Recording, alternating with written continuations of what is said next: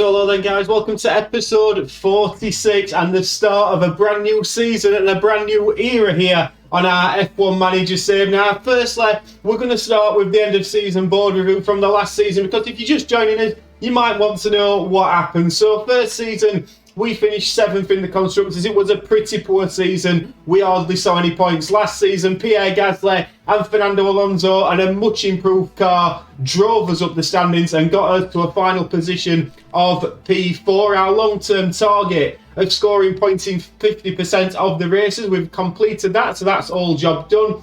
Best last season, we finished 4th in the Constructors. Best driver position was Pierre Gasly, who finished in P6. He actually finished above George Russell in the Mercedes. A team rating has gone up a little bit. We're an established team now, as you would expect, being Aston Martin. Board confidence is high, and we got a team bonus of 1.5 million. So that is the board review and the summary of last season. So we have got some regulation changes coming up for this new era as well, so something to be aware of. Firstly, in the regulation changes, we've got a pole position bonus point, so we get an extra point for pole position. Who would have thought it? The financials prize share has been changed as well, so that's going to be distributed a little bit more differently. The top teams are going to get less, the bottom teams are going to get a little bit more in terms of percentages and share. There have been some technical changes which we've been researching in terms of the chassis and front wing mainly, but there's a lot of parts that are under regulation changes, so it's going to be a very different type of car this season, but fortunately we have been putting the research in.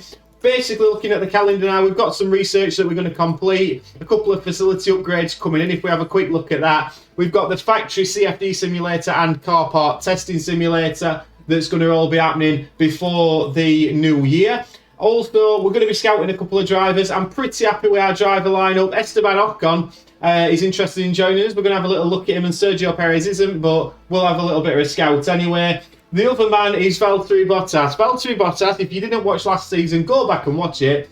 Any race, mainly, you will see that Valtteri Bottas by far outperformed that Alfa Romeo car. He was exceptional, the flying Finn, and he's out of contract in 4 weeks. But I think going into this new era, after what Pierre and Fernando did for us last season, it makes sense to keep him for this season, but we're going to have a little look for the future at Valtteri Bottas. So I'm going to get to New Year now, we're going to pop some champagne and then see what sort of car we are going to start the season with after New Year.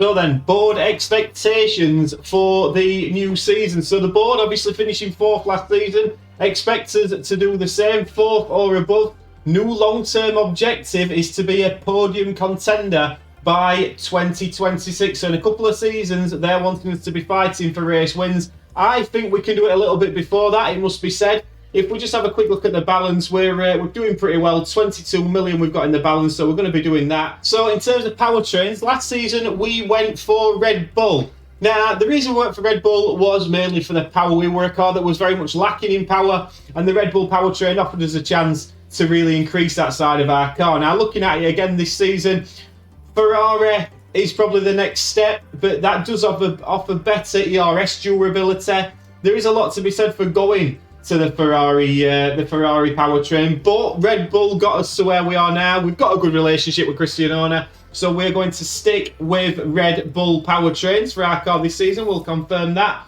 and that's fantastic. So let's get that all sorted out. And here we are then, ladies and gentlemen, 74 days before race 1. We won't be showing race 1 on this episode. That'll be on Thursday's episode when we kick off the new season. But now it's time to get all the new cars sorted, the new livery sorted, plenty of new entries on the grid this season as well. Get the car developed, and we'll see you just before the first race weekend to update you on everything that's happened and where we stand as a car.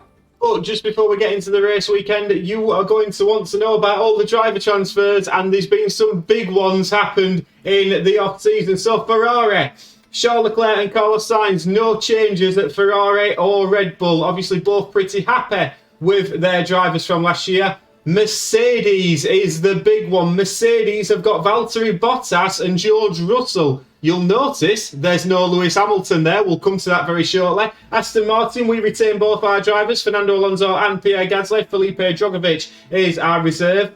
Alpine, Sebastian Vettel and Esteban Ocon are the Alpine drivers.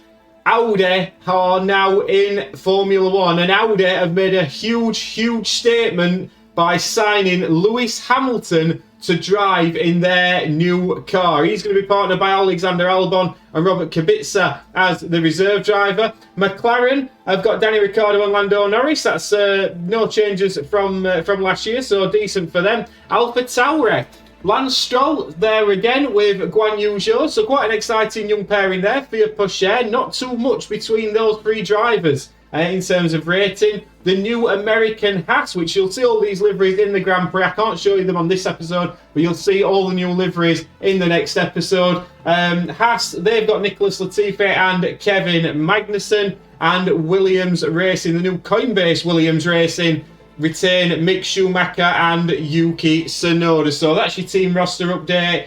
Interesting driver transfers, but that Lewis Hamilton one at Audi is the big one. And so there we go then, guys. All the upgrades are now on the car that's going to be on the car for the first weekend of the season. Now, low-speed cornering with the third best car on the grid. Decent in top speed, decent acceleration. I think we've got a decent race package to start us off this season.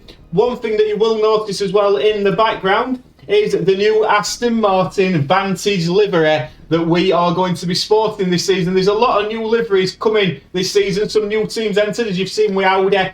I'm going to give you a sneak peek of those at the end of this episode, just to whet the appetite a little bit before Tuesday's season starter episode. But look at that Aston Martin Vantage livery. Beautiful stuff, and just freshens it up a little bit for us as well. As you can see, the development has not stopped there. We've got a new front wing, side pods and suspension projects all ongoing at this moment in time that are going to improve the car further. The front wing and side pod one especially are going to have a great impact on our race pace.